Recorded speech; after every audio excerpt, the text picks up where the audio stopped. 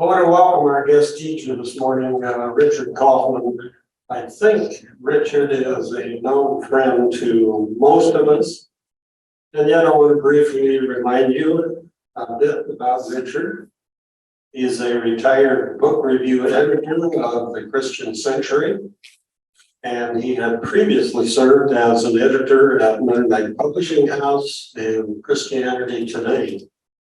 And he has been an administrative vice president and theology instructor at Anabaptist Mennonite Biblical Seminary. In retirement, he served as an interim pastor at Lombard, Illinois, and then more recently at Berkey Avenue Mennonite Fellowship. I would add he has a valued bass in the College Mennonite Church choir. The open fists. He and his wife Suzanne are members here. They have 2 children and 3 grandchildren, all of whom live in Gilchin. Richard, welcome. It's good to have you, and you will be presenting a 3 Sunday series on the Sabbath. I look forward to your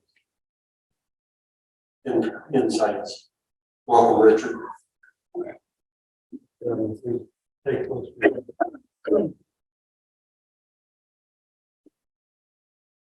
Yes, please, if you can't hear me, raise your hand. I do have a tendency to drop my voice. I have a low voice to begin with.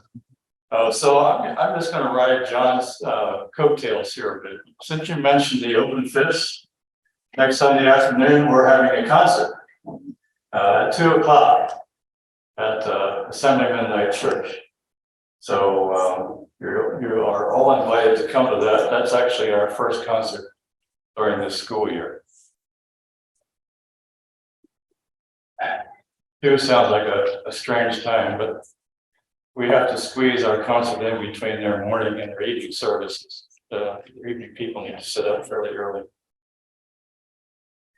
Okay, so when I was asked to do a 3 Sunday Bible study, a thought occurred to me, rather than taking a passage of scripture, what about taking a theme and seeing how that theme works itself out through scripture? And I had a couple of different ideas, but the one that came to the surface for me was Sabbath. And the simple reason for that was that last year, when I was on the pastoral team at Berkey as an interim pastor, we did a 4 Sunday series, preaching series on this subject. It just so happened that this is the way it worked out in the rotation that we had of preachers. But of the 4 Sundays, I got to preach 2 of them.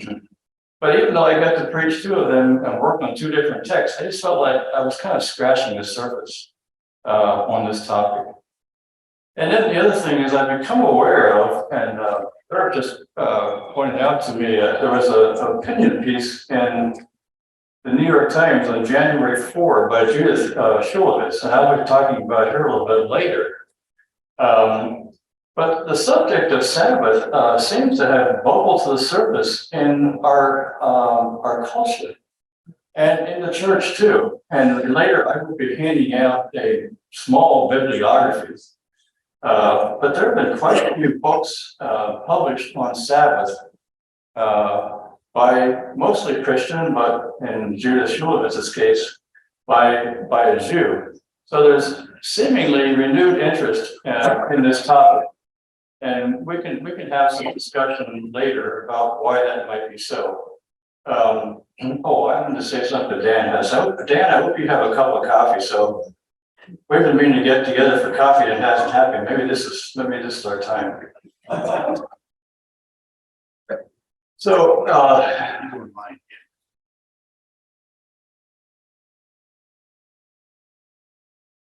I put up here the outline for the 3 Sundays. Today we're going to start with the first creation account, where on the 7th day, God rested. I have changed this a little bit from the schema that I sent out with John this past week. I had put one of the versions of the Ten Commandments up for today, but that didn't make sense the more I thought about it, because there's not that much difference between the two. There will be some subtle differences. So next week is when we will tackle both of the versions of the Ten Commandments, Exodus and Deuteronomy. Today we're just going to focus mostly on the creation story. And then last Sunday, I want to look particularly at the New Testament and especially at Jesus and the Sabbath. And we know that Jesus had some ambivalence about Sabbath, and yet Jesus participated in the Sabbath, and he didn't abrogate the Sabbath. So we're not going to look at all those passages of Scripture. Those are all the places in the Gospels where something comes up about the Sabbath. I need to choose one of those and kind of zone in on that one. And then look a little bit at Revelation 19, 6 to 10 at the end if we have time. So, okay. So that's the outline.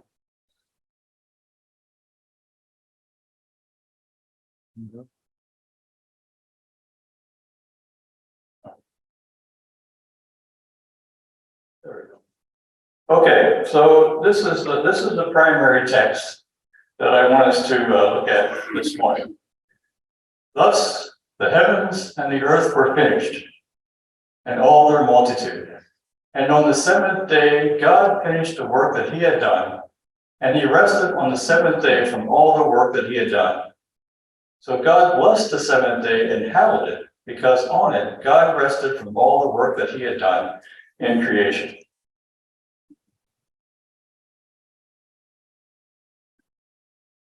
So, of course, the context for this is the first account of creation that we get in Genesis, namely Genesis 1 account of creation.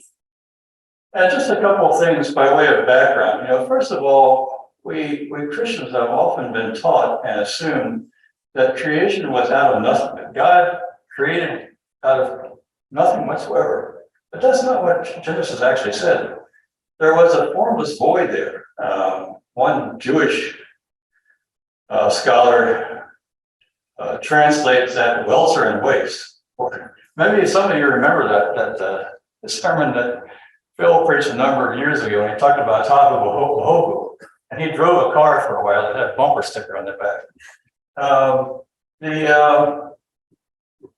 The NRC refers that as a confused mess. It was chaos. So in some respects, God's act of creation was an act of making order out of chaos. And then the second primary thing, and this is kind of the pinnacle of creation. So God created humankind, male and female, he created them. This is very different from the second account of creation, where in the second account, God creates Adam, man, and then out of a rib, God creates Eve, the woman. But here, humankind, male and female, were both created simultaneously. And then it says, in the image of God, he created them. Now, there's long been discussion and debate about what this image of God means, imago Dei in Latin. You might expect this from theologians, and some theologians thought, well, this refers to humankind's ability to reason. Theologians being very rational people, so yeah, reason it comes to the forefront. Others would say, no, this is an indication that we human beings were created with the capacity to judge right from wrong. We potentially have a moral compass of some kind. And then others would say, well, what is God doing here in this chapter, in this creation story? God is creating. So if we are created in the image of God, this means that we are created to be creative people. We can make things, we can be creative. And there's probably some truth to all these things. Let me just circle back to that first reason. If reason, the ability to reason is what the image is all about, then given the fact that we are not of equal intelligence, that means we don't have the same degree of God's images, right? And what about people who are mentally challenged? I mean, we say, well, they have less of the image of God. That was particularly problematic.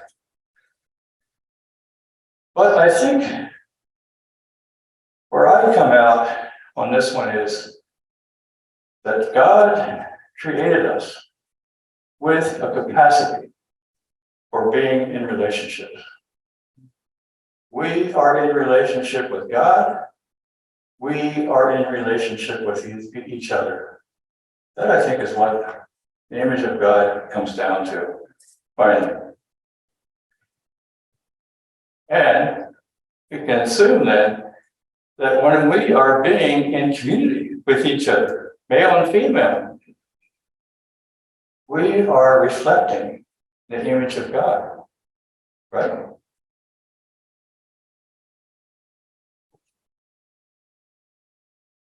Okay, so here are some contrary views on the creation of humans. Man was made at the end of the week's work when God was tired. Mark Twain. Mark Twain may have been one of the better interpreters of human nature, and of course, be quite cynical about it, and maybe for some good reasons.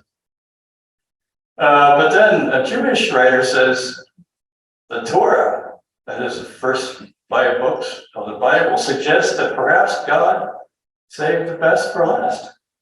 God created human beings, male and female, on the 6th day. I'm not going to try to pronounce that title, but it just has to do with it. It means beginning.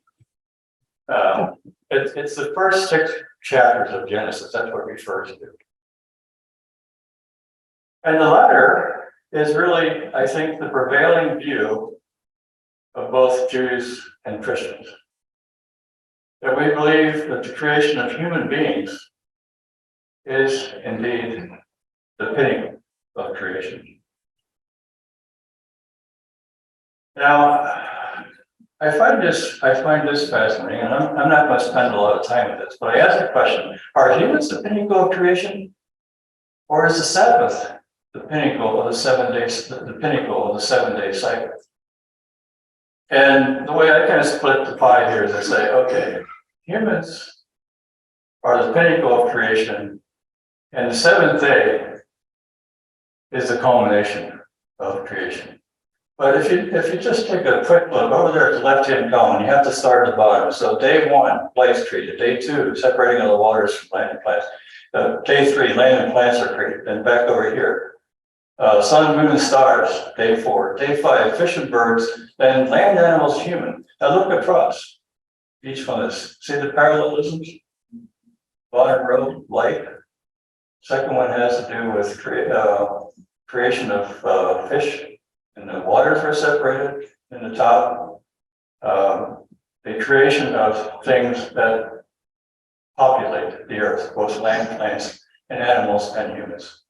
I find that kind of fascinating. Okay. So back to our text here. I'm not going to reread it, but I have it here for our reference. What doesn't this version of the 7th day suggest? Well, first of all, there's no mention here of Sabbath. God set aside the 7th day of creation for rest. And it wasn't just rest in general, but rather it was rest from work, rest from his creative activity. Originally, Sabbath for the Jews did not necessarily include worship. It included rest from work. And we'll talk more about that later. Secondly, God has already created humans before this, but there's nothing here about human beings in this passage. See that? So Luther like to kind of get a little speculative when he was interpreting scripture. And so he made the supposition that he thinks it was actually on the seventh day that Adam and Eve sinned. That's when sin came into the picture. Well, the text does not say that. I mean, that's obviously reading into the text. And Luther also kind of ponders this question about, well, God created the world and now the seventh day he's resting. What happens to the providential care of creation when God's resting? And he says, well, God's creative work stopped on the seventh day, but his governmental work continued. So was God resting or not? I think the conclusion we ought to come to on that matter is that creation itself needs rest. It needs a break from our activity, our plundering of creation. And we don't have to worry about whether creation is going on that seventh day if God's resting. So what can be affirmed about this passage? Well, first of all, the seventh day was a day of rest after work. And moreover, it was a day in which the Creator took pleasure in the work that God had done on those first 6 days. And this is something we'll come back to in the coming weeks, I'm sure. But it suggests another insight into how we should observe the Sabbath.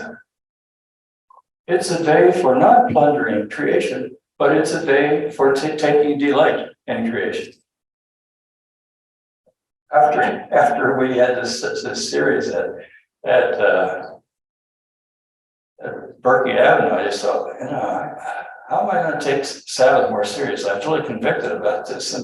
And so as long as it was too cold to go out biking, Suzanne and I would go for afternoon walks on local trails. And it was our way of taking delight in creation, a way of observing Sabbath. So I think the seventh day is a statement about God. God is able to be at peace with the creation of the world. It's a statement about the world, God's creation. The world will not fall apart if we take a day of rest. In fact, it is good for the world for us to take a break. And there is an unavoidable environmental dimension to Sabbath keeping. Again, we'll say that for later. It's a statement about us, potentially. The seventh day of rest entails letting go of grasping, of trying to benefit from creation and our use of creation. And again, this is a foreshadowing of the Ten Commandments, but there's an egalitarian and collective dimension to this day of rest. We are all on the same plane, rich or poor, powerful or weak, humans and animals. Next Sunday, we'll look at that more. As I said before, we are reflecting the image of God when we observe the Sabbath individually and collectively.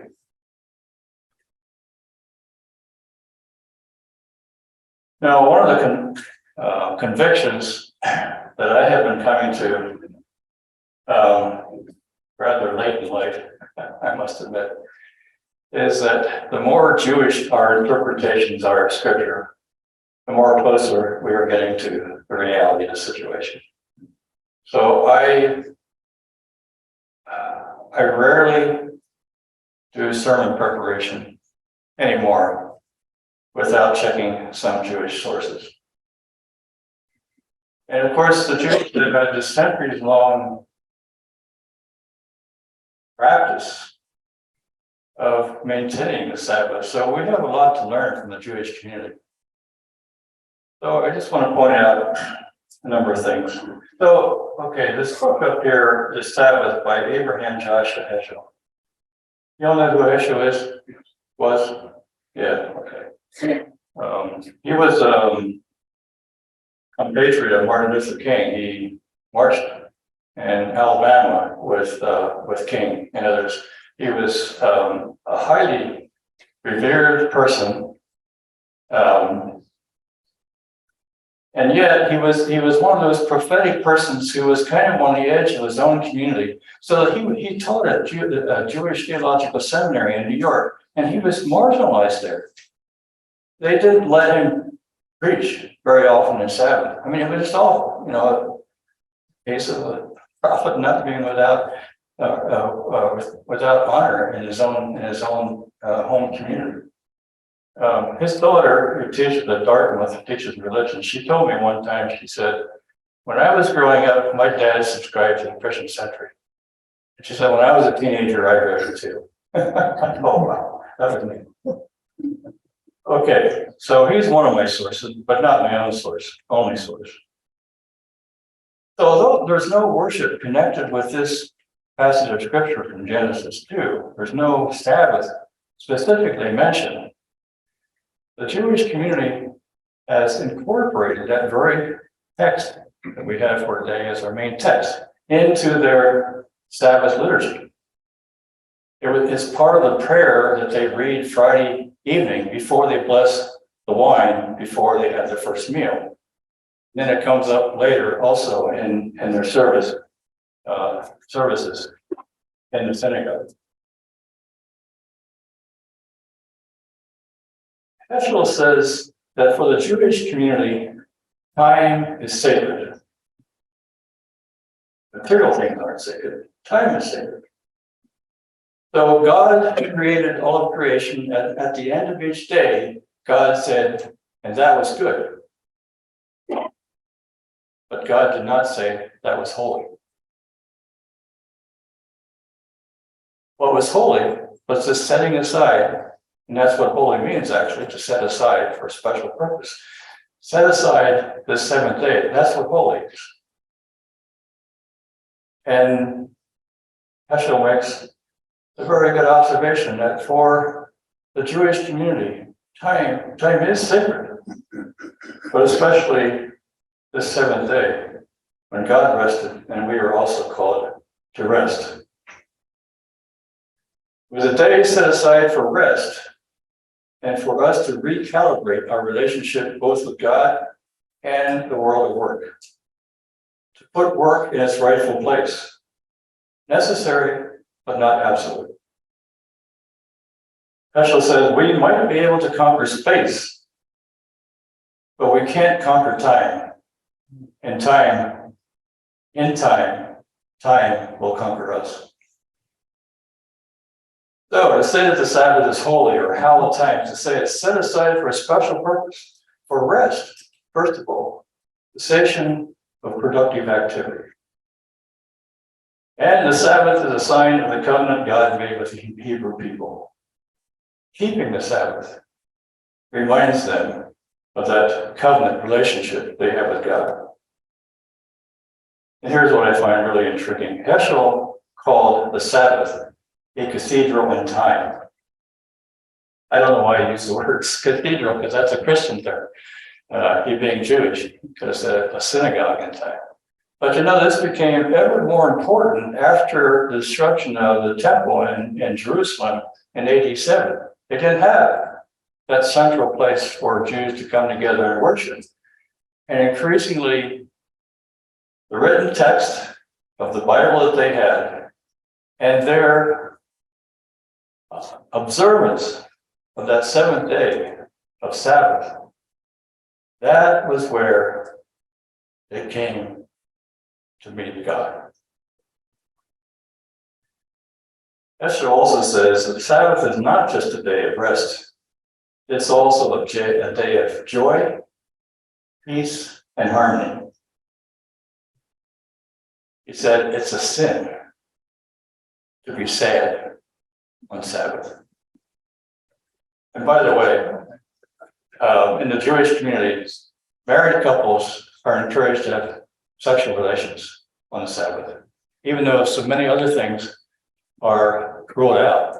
other forms of work. 37 different categories of work eventually became ruled out, but not sexual relationships. And the Torah is read in their worship services throughout the year. And they have a schedule of the readings of the Torah. And when they get to the end, that Sabbath day is called the joyous Sabbath. And they get to the end of the reading of the Torah. Resting on the Sabbath means a cessation of labor, but also a cessation of anxiety that comes from productivity and acquisitiveness the other 6 days of the week. Both outer rest and inner repose are involved. And Sabbath is a foreshadowing of eternity. Ezra says, if we can't enjoy the Sabbath, we might not be ready for the next life.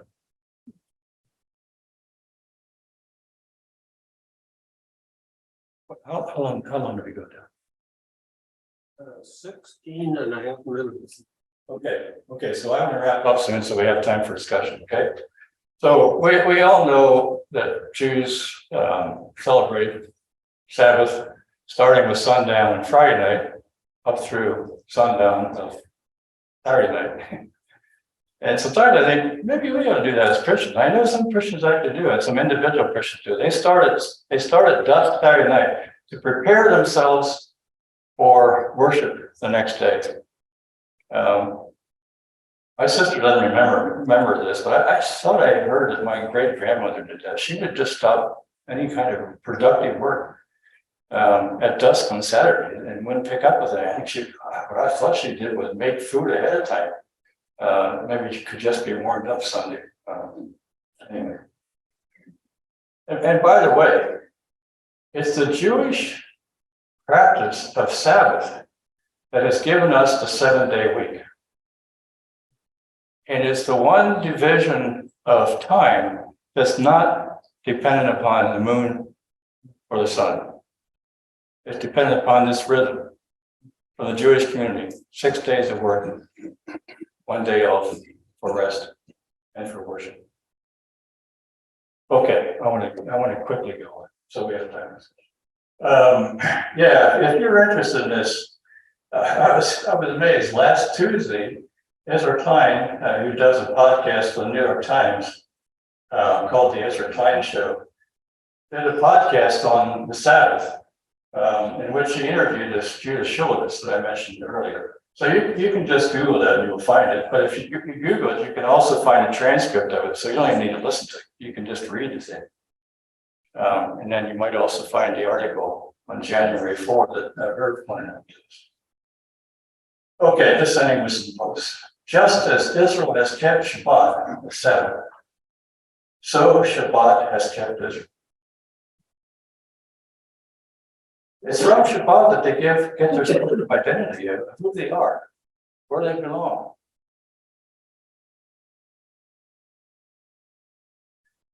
And the Puritans say, good Sabbaths make good Christians. Could we make that a model? That's been like.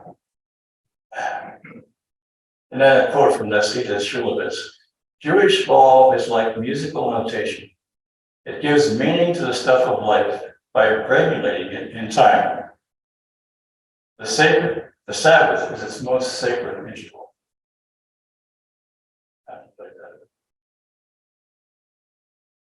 Okay, I'm not going to read these. You can read them yourself, but I'm open to your questions as well.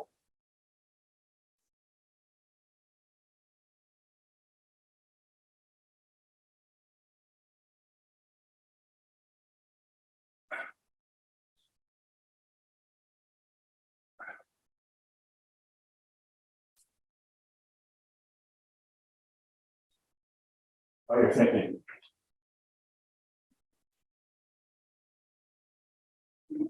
I have a little handout. One side is the bibliography that I promised. And the other side is the top 10 list, top 10 good reasons based on the Bible for celebrating Sabbath. And to those of you who are Zooming, I told John personally that I would send this as an attachment, which means you all will get it as well. Those of you who already are getting it via this handout. I think Margaret Ingold had her hand up. Is there anything about fasting on the Sabbath? I mean, God rested, I don't know. Yeah, that's an interesting question. I think in the Jewish, I mean, there's fasting in the Jewish community, but I think Sabbath is more associated with feast. I mean, there's a lot of eating involved with the Jewish Sabbath. So I don't think there's anything intrinsic to Sabbath that would make it verboten to fast, but I don't think that that's what's suggested, at least by the pattern of the Jewish community. Good question. Yeah, well, I think I remember that later on, when the children of Israel were in the desert, and God gave them manna, that He said that on Saturday they would collect double the amount of manna, and then they could keep it over for Sabbath. right. If you try to keep manna on another day, it's spoiled. Yeah. Now I don't know how to do that. And part of the argument over Pharaoh too was they wanted to be able to take a Sabbath day both for resting from their slave work, but also I think to worship. I mean, the second part may be more debatable, but the first part is pretty certain.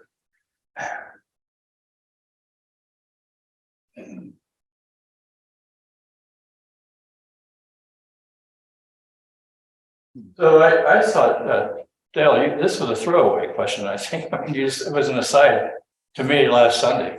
First of all, he said to me, well, Ron Gingrich really set you up when he was talking about Sabbath, and it means stop.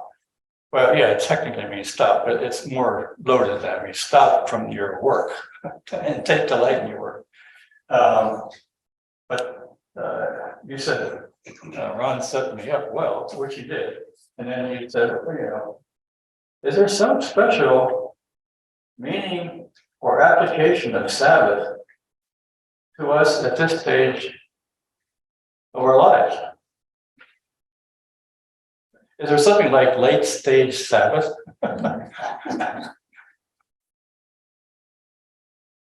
Sure. You can repeat this so other people hear, but part of that was a sort of amused contradiction in that we aren't doing productive work much of the other 6 days.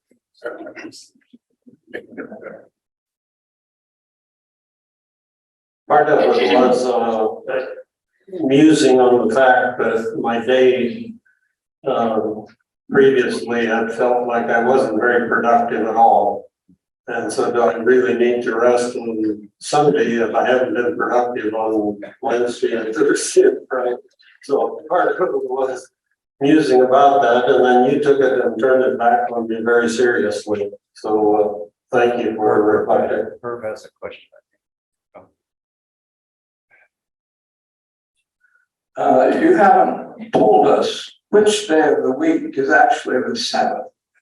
We're worshiping on the first day of the week, and the Jews worship on the seventh day of the week. What happened? And I wondered why the Anabaptists, when they were reforming everything and going back to the Bible, why they didn't change that like the Seventh Day Adventists have. And here's an interesting story. Some of you are aware that Phyllis and I taught for 3 years in Tehran, Iran, at an international school. That was way back in 61 to 64. It was a real mixture of cultures and languages. We had a lot of Christians, we had a lot of Jews, we had a lot of Muslims, Jews, Zoroastrians, and Baha'is, and so on, but mostly Christians, Jews, and Muslims. So the question is, when do you observe the Sabbath and not have classes in that situation? Well, the solution there was that we would not have class on Friday to respect the nation we were in and the culture we were in. The Muslims observed Sabbath on Friday. And we would not have class on Sunday because we were a Christian institution. So that meant we had class on Saturday. Okay, well, that was prejudice against the Jews, but what were we to do? So the Jews had to come to classes on Saturday. I think maybe they weren't very observant Jews, or maybe they went Saturday night, I don't know. But that was the solution. It was actually sort of nice to have 4 days in a row, and then a break, and then a class, and then a break for Sunday. So you get into problems in multicultural situations when you're observing the Sabbath.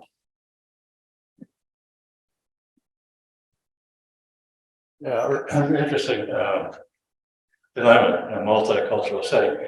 You can correct me on this, or I don't think the Muslims practice a Sabbath like either the Jews or the Christians. They take a few hours off for prayers and for the Friday sermon. And when it's over, they go back to work again. Still their equivalent day. It's their equivalent day, but it's not quite the same as either. And to your other point about the flip the Christians made, the Christians made the flip because Jesus was raised on the first day of the week. And so for Christians, the celebration of Sabbath was also a celebration of the resurrection. And it was also a foreshadowing of the future coming of the kingdom in its fullness. So that was, and I mean, I'm not a sociologist, whereas Vicky's not here. But I think it was just again a marker for setting the Christian community off from the Jewish community as that demarcation became clearer and deeper, with some unfortunate outcomes, obviously. Yeah, Arlen. I don't know. I can repeat. Yeah. Chapter 2, you mentioned he rested.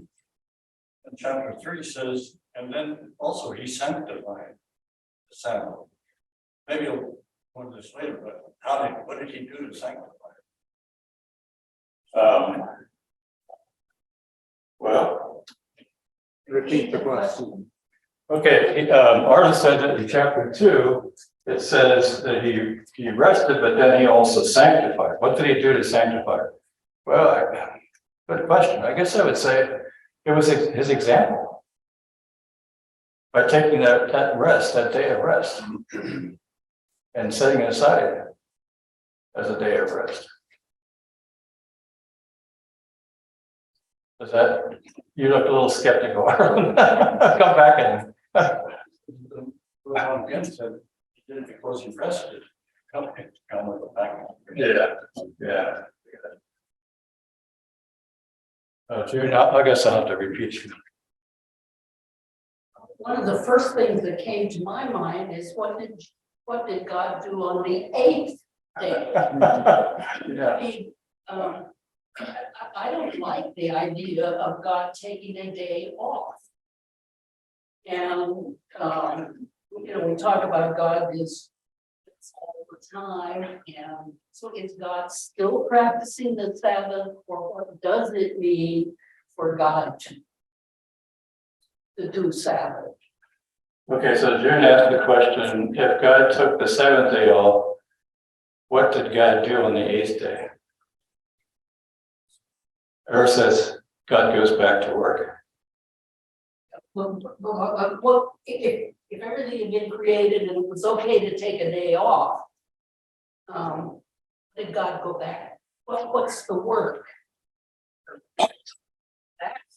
I think you can make an argument in scripture, but I don't really have the stuff in front of me here now to make it.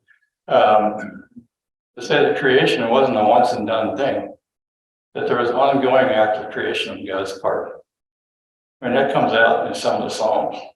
for example. So creation wasn't necessarily complete. And the other thing is, we're dealing with poetry here, right? This is not systematic theology. So, yeah, We have tried to make a science lesson yeah, out of a theological lesson. yeah, precisely. I can see. Well, John, okay, no, well, if you're gonna speak to what June said, you go first, John. Well, I was going to say that you sort of presented this to us as if this is an historical situation that happened. And I sort of rebel against that because I think that the setting for the passage that is after the exile. That's when they put the Torah together. And it's a human document explaining some things in life for the community. And to sort of make it into something that historically happened this way, and so now that God rescued. It's a metaphor. The whole thing's a metaphor. Well, it's an origin story. Beg your pardon? It's an origin story. But you talked about poetry just a moment ago. That's closer to it than really what has happened. And here we get caught into the whole thing that we begin to make that into an obligation now. And I think that's what the Jewish community has done with the Sabbath. It is an obligation. And I think that one thing that Jesus has done is that he has freed us from this kinds of obligations. So you're using obligation in a somewhat pejorative way. Yes. Okay. Well, we'll get into that in the third class when we talk about Jesus. Yeah. After you want to go again. Well, I want to follow up on John and say something heretical, okay? Has that, oh, okay. So has that ever happened in this class before?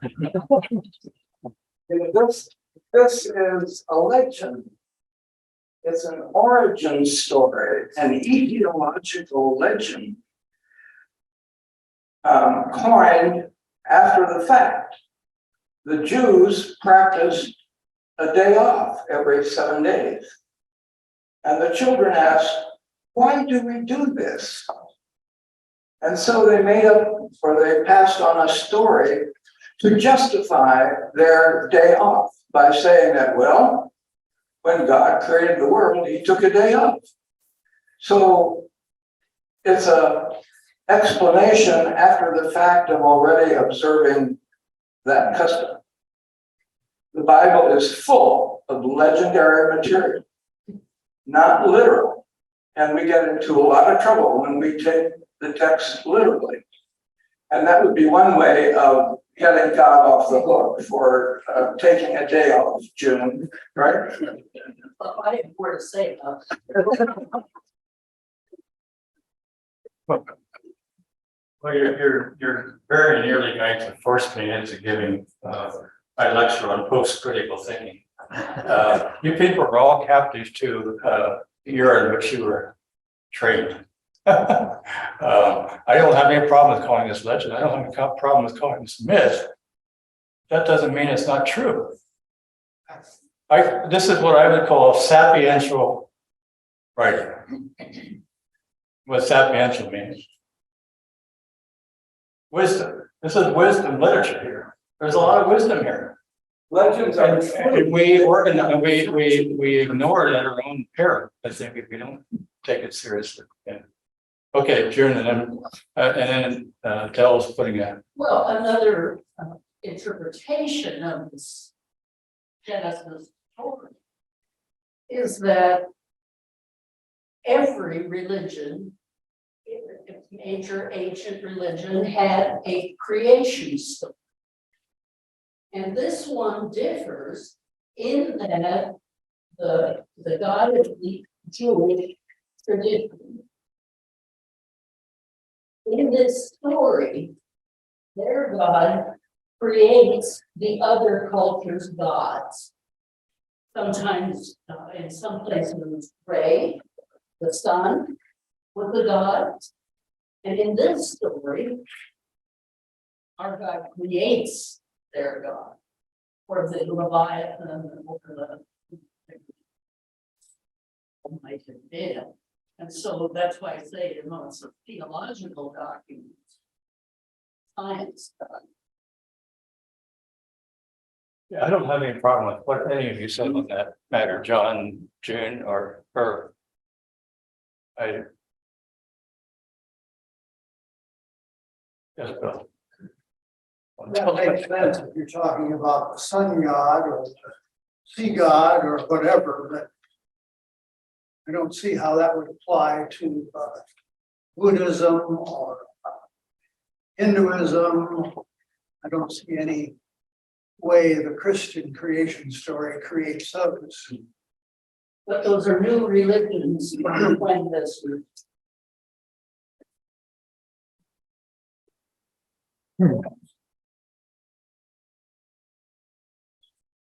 I invite you all to puzzle for the week. And we'll come back next Sunday for round 2. In the meantime, have a good week and look forward to a good Sabbath.